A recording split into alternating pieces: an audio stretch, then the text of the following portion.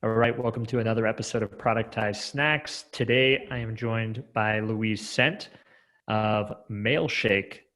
Thanks for joining us, Luiz. Thanks for having me, Tyler.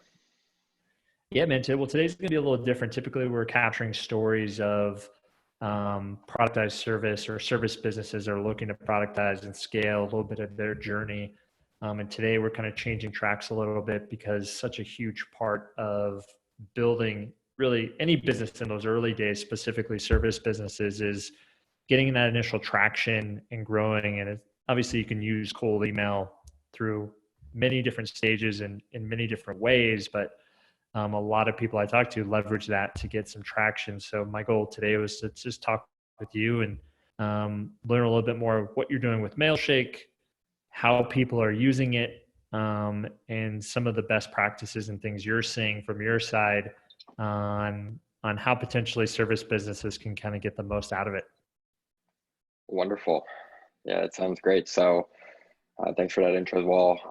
Luiz Sent, I'm the head of sales at Mailshake, and at Mailshake, we have built a sales engagement software. And the clients that use Mailshake, there's over 5,000, 4,000 or so active customers using Mailshake every day. And we have, we've made significant improvements to the product to focus beyond only email. And, our ideal customer is going to be a sales team, but I've seen business owners that are solopreneurs come in and utilize the product like they have a sales team just by themselves. So it's really amazing to see somebody taking their agency from nothing, growing it to by themselves, doing the work of 10 sales reps using a tool like ours, and then hiring out a sales team. So for me, that's super exciting to watch somebody grow from that to significant revenue through cold outreach. And speaking of best practices, it's really the combination of a process. It's not only cold email. The customers that are using the software to the fullest are, they're creating a 9 to 11 touch point sequence, and then they're following through with that sequence. About 50-60% of that sequence can be automated, but there are going to be parts of it, such as LinkedIn and phone, that you're going to need to get a real human behind. Yeah, no, that's cool. I'm glad you brought that up. I guess, yeah, I mean, when we look at multi-touch points in the sequence, is how does Mailshake typically integrate into that? I know you guys are evolving a lot. Is you guys just doing email? And then the other touch points are kind of more manual outside of the platform kind of thing? So it's all within the platform, and depending on when you signed up, if you signed up this year, 2020, you'll have seen our sales engagement platform, and Okay. you'll use a lead provider. We drink our own champagne when it comes to Mailshake. We use our own products. Our entire sales team uses Mailshake, Nice. and what we do is we generate leads inbound. Our founder Sujan, he's fantastic at building our blog. Gets hundreds of thousands of visits every month. So we have so many leads coming inbound, but we also use it outbound. And for outbound, we use a software called Seamless. And this is after there's different options out there. There's Lead IQ, there's Zoom Info. If you're in e-commerce, there's eTail Insights. There's so many ways to get these leads. And what we're allowing you to do from our platform is send one-on-one personalized emails. But with Seamless, we're also able to get their LinkedIn contact information. So with Seamless, I downloaded a Chrome extension. That Chrome extension allows me to go into Sales Navigator, and in about 5 minutes after doing a search, let's say I'm searching for VPs of research or sales, and I want to only target them in the US, and I only want to see people who've been active in LinkedIn in the last 30 days. I can search for that in Sales Navigator, click 10 clicks in Seamless, push them over to Seamless, and then download that list. And within 10 minutes, I have that list uploaded into Mailshake. So I have their phone number, I have their LinkedIn URL, and I have their email, and some additional information from them if I need it, such as their address. But then within Mailshake, you're able to take that LinkedIn URL and create a task. So very similar to the way that you create mail merge in your email saying, hey, Tyler, Yeah. Saw that you are living in Medellin and you're learning Spanish. So I want to, talk to you about this service. Does that sound crazy to you, or do you want to chat? You can create that same type of personalization in Mailshake, and have it ready to go, copy and paste just by clicking a button, and it'll push you over to LinkedIn to open up a new tab. So, our customers are staying a lot more organized when they utilize that, and they get to mark that lead one from LinkedIn so they can see what part of their cadence is actually working. Nice. No, that's awesome, man. Do you see a typical, I mean, you mentioned like a 9 to 11 touch point type of scenario. Is there something or a sequence or touch point kind of sequence that you see working really well compared to others or other Yeah. service businesses that are leveraging stuff like that? So that's a great question. And, how I answer this is it depends. So, it depends what you're selling, how long your selling cycle is, how Okay. much you can invest in these resources. So, I ask, and we don't manage this for our clients. We have agencies that build their entire business managing Mailshake campaigns. We have agencies that act as outsourced SDRs for clients, Yeah. and they provide the whole service from copywriting to list building to everything. And we have the software. So, what we do have is a great customer success team full of like deliverability trainings and strategy trainings. But if I was going to have a one-on-one conversation with a business owner, I'd say examine your selling cycle. Like, how long does it typically take for you to close a deal, and create a sequence at that size. So if it's 3 months, try a 3-month sequence where, if you don't get them in the first 2-3 weeks, drip out content for another 2 months and get them to raise their hand. But what I really enjoy is an 11 touch point sequence that's with 3 different channels, because me personally, if you call me, I'm not going to answer. The best way for you to reach me is LinkedIn. Like, my phone is charging or it's on a time lapse somewhere. It's not, I'm productive when my phone's not near me, but LinkedIn, I'm usually on there, and I'll engage with you on there, especially if I receive the call from you that I'm not going to answer, but I've received the call from you. It goes to auto voicemail. I know you called me.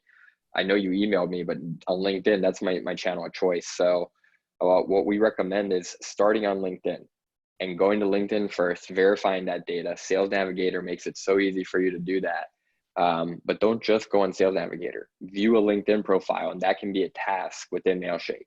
Now you can see, okay, Luis viewed my LinkedIn profile. That there's his face. Now I'm not even going to send a connection request that day. I'm just going to view your profile. A day later, an automatic email is going to go out. And then another task is going to get created with a personalized LinkedIn message that I get to copy, paste, and complete. Once that task is complete, a phone call task is created. And then from within our dialer, you can use our dialer, you can integrate with your current dialer, whatever your choice is, you'll power through these calls. And most people aren't going to answer. That's just a fact. But it's a combination of all these different touch points. It's like you're asking somebody on a date, but you're stopping at their house with flowers. You're, seeing them on the street and saying, "Will you go out with me?" It's these different ways that you're going to get them to reach you. Nice. No, that's great, man. No, I think the omni-channel kind of outbound approach, super effective. I was curious on the call, because obviously you guys have your dialer. What do you think about like ringless voicemails and stuff like that? Is that still as effective?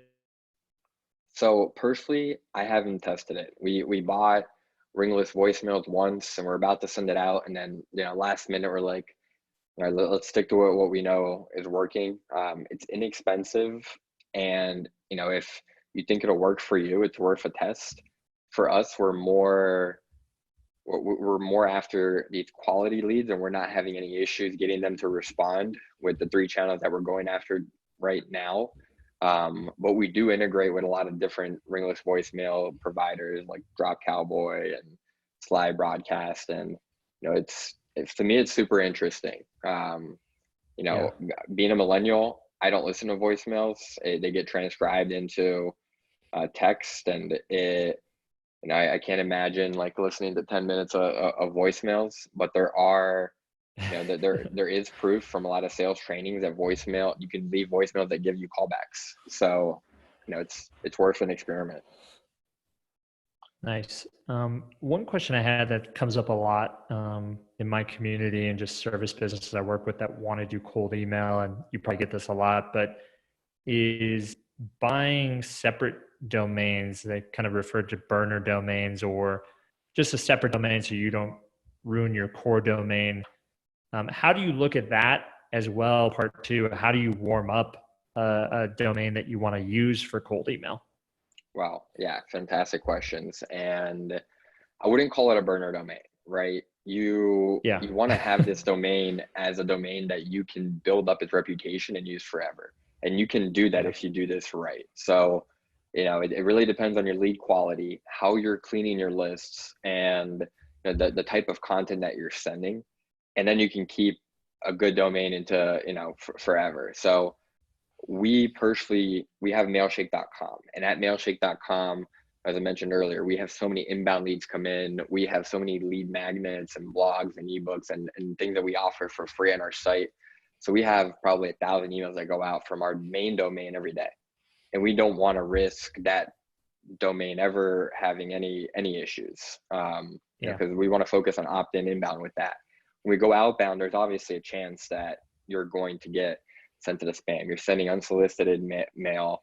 We avoid that as much as possible by being super targeted, making it real easy for people to unsubscribe, and they can reply stop or remove me, and we'll automatically detect that in Mailshake. You can add an unsubscribe link if you like. So there's a lot of ways that we help prevent that, but we use a .co. So we went and bought a .co. We set up our SPF, our DKIM, our DMARC. We set up all the authentication records, which we have, all these trainings on, video trainings on how to do that for G Suite, how to do that for Microsoft. And then we have a weekly deliverability training. So we're really focused on helping people throughout this process. And then we recommend the warm-up period, not only for your domain, but also for the emails that you're using. So if there's two sides of that reputation. There's the email that you have that has its own unique reputation, and then you have your domain, which also has its own reputation. So, ideally, both of all the emails you have are in good reputation. But as you onboard new sales reps, it's always a good idea to have some warmed up, emails if they're going to start sending out a lot of cold emails from, if you just hired them. And the way we do that, we have a warm up calendar.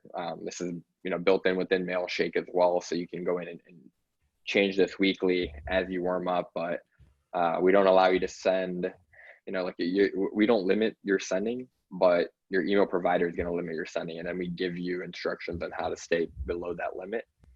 We usually recommend using a G Suite because it allows you to send the most. It's the easiest to connect. The deliverability has been fantastic. It's $6 a month per email account, and you're able to connect Postmaster. So if you go to postmaster.google.com, you're able to connect your domain there and get feedback to see if people are reporting you to spam and things like that. So it's really nice in that aspect. But if you're brand new to cold emailing, your domain's brand new, start sending like 20 emails a day and see how that goes and monitor that. We recommend subscribing to newsletters, living inside your domain. We recommend emailing different people that are going to respond and asking for a response and inviting them to coffee and using the domain like a human. You can add your picture in there, an actual address and phone number, really legitimize it, and go the extra step, and you can add some social profiles to it, especially if you haven't built any. So you can go in and create a sales Twitter, or a company Twitter that you have linked to that email as well. Awesome. No, that's such good stuff, man. I think one thing I've loved about what you guys are doing at Mailshake is like all the educational material you're building around the software, which I think there's a lot of cold email software that you don't realize all these things you should be doing or best practices. And I think you guys are probably one of the best when it comes to that. Thanks. When you look at, I mean, length, I know you mentioned the warm up calendar. What expectation wise, I buy my new domain. I'm starting to get ready to send cold emails. Like, how long is that process, relatively, that I should be like putting in my mind before I can start really kind of ramping up and sending a ton of cold emails? So what's a ton of emails? I would ask what's your goal and how many do you want to send a day?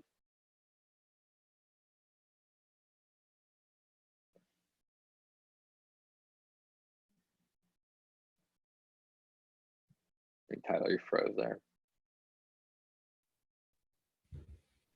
Yeah, we're back. Nope. Yep. Sorry about that, man. Yes. Can I edit So that I would out? ask, Looks like I froze for a sec. yeah, no worries. I would ask what your goal is. How many emails do you want to send a day? Um, let's say I wanted just to, yeah, I don't know. I guess that's a good question. Because I think a lot of people starting out, I don't even know if they know maybe what that extent, like the max is they could send, or if they need to be sending that. I guess if they just want to send 50 to 100 a day, um, maybe to start, like, what does that look like? Yeah, 50 to 100 a day. As long as you're not putting links, not trying to send anything spammy, you should be fine from the get-go. I would say wait 2 weeks before you go to the 100 limit. Start with 20. Week Okay. 2, if you don't have any issues, go to 50. Week 3, go to 100. And we have this outlined in our onboarding doc that's more specific. But if that's the max you're ever going to send it, you shouldn't be running into issues. And that eventually you can get up to 1,000 a day if you really wanted to. But what we see our most successful customers doing is they're not doing anything close to that. They're a lot more targeted. Their lists are built Yeah. better. They're more personalized, and they're doing this across multiple channels. So there's no way they can get over 100 people a day on LinkedIn or in call. So it's that their list size is smaller, but their success is higher because they're doing this across multiple channels. Cool. So it's more really about quality over quantity in many cases. It's not just like, big lists and just kind of blasting. I feel like that's a trend that's been happening, which makes sense, which I prefer. But I prefer as well. And 10 years ago, that wasn't the case. It was send this to as many people as you can. And, you're going to get 10% not interested, 2% that reply. But, the amount of work that you could put up in the front was nothing. So it made sense to, send hundreds of thousands of emails in a month, where now you're getting sent to spam. Spam detectors are a lot better than they used to be. People are used to this. They're, if you don't treat them like a human and you didn't send an email specifically to them, they know. No, it makes a ton of sense. So we look at kind of quality over quantity. How far, when we talk about, you mentioned personalization, like if I do target a much smaller list size, like how does personalization fit into the bigger picture? How personalized should we be thinking when we're making these messages? How do you look at that? So that's another great question. And it really depends on your business, how much a customer is worth to you, what your average contract value is or your customer lifetime value, and look into what it's worth. So, we have customers that send direct mail to each one of their leads. And, they send them, whether it's like a little first class package, a book, Yeah. you can go into that extent of personalization.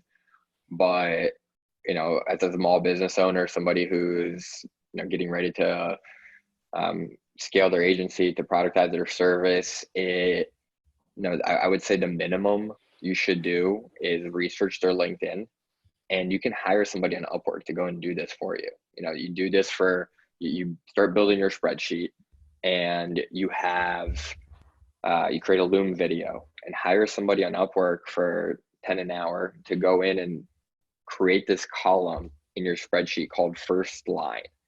And in that first line, what you're going to do is, have a custom sentence for that person.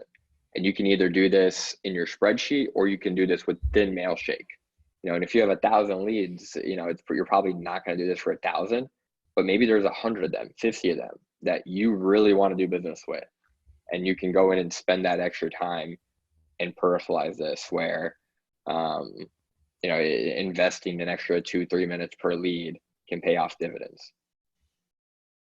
So you're referring to like first line, they look at their profile and they're coming up with like a customized sentence based on some specific things they're taking away from their LinkedIn profile. Exactly. It could be something in their bio, like, wow, just saw you got featured here. It could be a piece of content that they recently shared. Yeah. It could be, a publication they wrote. It could be their previous job, something that lets them know that, you're a human and you actually looked at their profile, and you're not sending this email to everybody. It's something, it could be simple. Like if you have shared accolades, or if you went to the same school, lived in the same area, we bonded about Medellin, before this. So, including that for me has worked really well when I was traveling and seeing where people were. Nice. Okay, cool. And I mean, do you see like a kind of diminishing returns on how much you personalize a message? Can you overdo it, or should we be looking at like, cool, we do a first line personalization, and we shouldn't really worry about, cool, hey, I'm messaging you in X city, love to hear back from you, by Friday, or like, because you can personalize different Totally. aspects by geo, by city, by day, by time. I don't know, And it's about A/B testing. So, within our platform, it's super simple to A/B test. And a message that you're sending now in July, by the time December comes around, if you're still sending the same message, like you're not doing it right. You should be A/B testing your subject line. You should be A/B testing your intro, your first line, your call to action. Obviously, not all of them at the same time, but you can spend a month testing to optimize your subject line. Once you get above a 50%, okay, how do I increase my reply rate? Okay, let's try a soft call to action versus a very specific call to action. Let's test the first line, and let's test not having a first line. Some of my campaigns I like testing. Should we do LinkedIn before, or should we do LinkedIn after the email? And seeing, what results transpire there. If I can send an email without having LinkedIn, let's do this for this industry. And it's going to be different for every industry and every list that you have. So, definitely do continue that A/B testing. There is, personalization to the point of annoyance where it's like, oh, hey, I'm Luiz, and I see you're a BDR at Technom LLC. So it's like, you still have to make it human. And this is where like a lot of people, they want this automatic, oh, I want to take this lead from this source and upload it directly to Mailshake. But I really encourage everybody to spend a few minutes. I spend about an hour actually on Excel, Google Sheets, because I don't like Excel. So Google Sheets, and I look at every single company and I make sure to remove the LLC. Our head of marketing, he helped like create a formula to make my life so much easier for this. So I got to give him a shout out here. To remove the ink, it'll remove all these, abbreviations or whatever, but I'll still manually go through it and make sure it all looks good. And then for a title, if somebody is account development of, East Coast sales, and, you're going to remove that as well. And you're going to make it, like you would say it in person. So doing those little things can save you when it comes to personalization. In Mailshake, there's a way for you to cycle through and see, the entire series of personalizations and how they're going to come out. And if you spend 5 minutes on there as well, you're going to find mistakes that you're going to want to delete and save for each individual contact. That's great, man. I'm curious, like when you look at launching a campaign, obviously this might vary a little bit, but how many emails do you kind of minimum want to see being sent before you like jump to conclusions on like, is X or Y working? Like what's that threshold of like, is it 100, is it 500 emails in a campaign before you can like, cool, let's do that. Now let's see like what's working. Yeah, so everything needs to stand the rigor of statistical significance. And, a lot of times people A/B test things and see, oh, I got a higher open rate here. This must be better. But, Yeah. correlation isn't causation, and it's tough. So it really depends on how big that lift was. You can plug it into a simple A/B test calculator and see if it actually had the impact. Um, but the way I like to think of it is, at least I'm trying to evolve my message. And Yeah. now the message isn't, so I'm thinking about it more. I'm not sending the same message. I'm always looking to improve it and tweak it. And, if it didn't go down significantly and I like it better, that's a win in my book as well. And then also the the point where you're not sending the same message 6 months from now, where maybe a filter, a spam filter, a spam trap or something picked up that message because you've overused it. You've sent it 20,000 times in the last 6 months. So, I like to look at it from that aspect as well. But, to go back to your original question, how many emails do you need? As many as it takes to get statistical significance. A lot of times it's over 1,000 for you to really Yeah. see any directional data that's gonna, give you statistically proven results. Cool. I like that. I think, yeah, I think we're just trying to get like an idea. Like, I think 1,000 makes a ton of sense. Um, because yeah, you want to get at least a good snapshot and not jump to conclusions on like a very small data set. Totally. Um, I guess, and then when we just look at a campaign in general, like the number of emails you're sending, Mm-hmm. what do you try to look at there? I know you mentioned 9 to 11 touch points, but how many emails should I be thinking about creating actually in that campaign? Yeah. So you'll have your initial email, and then you'll have a reply email. So the reply email, this is where you're going to get more replies and more engagement than your initial email. It's literally going into your sent folder in your inbox, finding that email, and then replying from it. And you've probably seen this before where it's an RE and then, they're bumping up that email. So Yeah. that's where Mailshake is super powerful, is this is getting sent from your inbox. So, there's that reply email, and then you can create a new email, or you can reply from that reply email, and that's something else that you can A/B test to see what works. Usually at this point, I do a new email and then I do a reply from that email. So I'm at 4 emails, and then I'll send another 2 emails. One of them will be very passive with content, and then the very last one will be a breakup email, and letting them know that, thought they might be a fit. Looks like they're not interested. Not going to email them anymore unless that they are interested. And in between all those emails, there will be 3 or 4 LinkedIn touches, along with 3 to 4 calls, depending on how much we want to invest in that campaign. Awesome, man. I know we've got a little time crunch, so I'll wrap up here, but this has been amazing so far. One last question. What is like, what in your mind has been like best or things, cold emails that have gone wrong, things to not do, things to avoid? Like, what should I be thinking about if I'm launching this new campaign? Like, what are those first couple things that come to your mind where you're like, just don't do these things if you can avoid, in your campaign, if anything kind of comes to mind, as Totally. I well. mean, we've all had these email nightmares. And my first sales job, back in 2012, I sent out a campaign, and the first name didn't work, and it's just like the biggest rookie mistake ever. And luckily Yeah. our software, it won't even send it if there's an issue with that. It'll prevent it from sending, which is Nice. really nice. But it, like you can have, that's where I see most of the mistakes happen, is you're not testing your campaign, and you're sending out, you're trying to max out and send 500 in one day, rather than being Yeah. patient.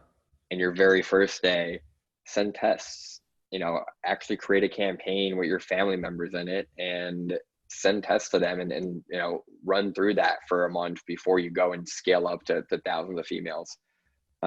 We make it super easy to test all your emails, and to test your emails from each individual person. So if you don't have time for that and you say, I can't wait another day, I gotta get these emails out now, get it going, and then spot check 15, 20 different emails. At the very end, once you set up a Mailshake campaign, you get to go and search for your prospects. So I can search for Tyler, and I could see your emails, how they're going to look for you, how they look with your personalization, and then I can send that test. So and to my actual email, and I can see what it's going to look like before it even gets sent out. So I'd say do that. Look at it on your phone, look at it on your computer. If you have to scroll down on your phone, it's probably too long of an email. So consider, writing a shorter email, but A/B test, because we have people that write really long emails and and those do well as well. Depends. So, so I would say definitely do testing. If you've never done this before, go to our deliverability trainings and live trainings. They're made for customers, nice. But it's fine. Like, anybody can join. We're not going to kick you out if you come to one of our trainings. We want to teach people these things and how to get more business. And as we see these businesses growing, we grow as well. So it's super exciting for us to be able to help. Man, I love it. Links or no links? Just kind of following up here before we head off. Yeah. So if you can, don't send links until like maybe the third email. And okay. A lot of people, they like to get fancy with their logo. Their logo has an image in it, and then it has a link, and then they have their email, and then their phone's a link. It's like there's 7 links in your signature, and your email's not getting delivered. It's like we want to be professional. We want to, it's like, I get it, but you want your email delivered, right? Yes, okay. So let's remove everything, and then once they reply, then you can send as many links as you want. They've given you permission. They've opted in essentially to receiving more information from you. So, I'd go further than no links, like no Calendly link, nothing in that first initial email. Gauge interest and send an email that makes them want to reply. And usually, this is something I've been doing recently. I started hosting these virtual coffees with sales leaders. And I'm emailing them. It's like, would it be crazy to invite you to join for a virtual sales coffee? And like, you go for the no, and it's like a teaching from Never Split the Difference. Chris Voss and Josh Braun, another sales leader, talks a lot about it. You go for the no, and people are emailing like, no, it wouldn't be crazy. Like, this sounds awesome. Like, so like going for the no rather than like an assumptive close so it's that's a little tidbit that's working well lately. Man, Luiz, this was just jam-packed, man. I want to be, cautious of your time, conscious. And how can people, find out what you're doing over there at Mailshake? Where should people kind of head to learn more about, leveraging Mailshake as their go-to cold email software? Yeah, so on mailshake.com/blog, we have a ton of resources. If you're interested in checking out Mailshake and you want to schedule a demo, you can do that from our website as well. I am at Luiz Cent on Twitter, Luiz Cent, LuizCent on LinkedIn as well. Happy to chat there, or Luiz, Luiz at mailshake.com. Luiz, man, thanks so much for coming on. Tyler, my pleasure. Thanks for having me.